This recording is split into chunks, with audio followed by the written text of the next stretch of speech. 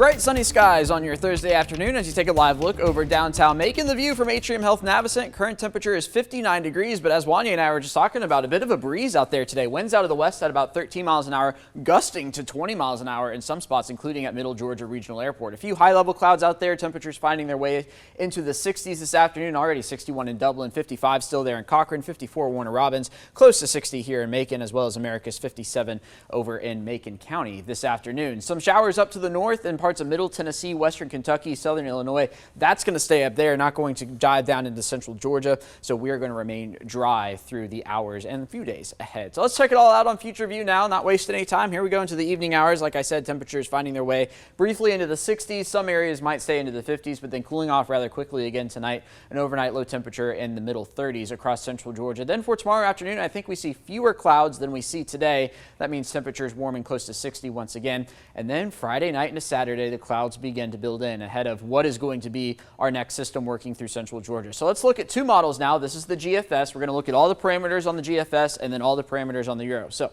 Saturday, 3 p.m. Dry here in central Georgia. Some rain moving in from the west by Saturday night. This is 9 p.m. Notice some wintry mix up towards Metro Atlanta, northern Georgia. But here's our northern extent here, Jasper, Putnam counties. This is north of there. And what's important here is the track of the low, because all the winter weather is going to be along the low and to the north. So that low is going to swing up to the north here. Again, this according to the GFS, this is Sunday at 8. Might see a brief spit of flurries across central Georgia as it exits, but all in all, not concerned about winter weather impacts from the GFS.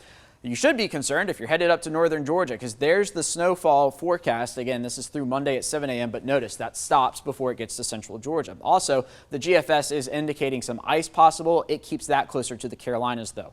What changes with the Euro is that the ice finds its way more into central Georgia. So here we go. Again, similar time frame. This is Sunday, 4 a.m. Notice we stay all rain. Some wintry precip up towards Atlanta.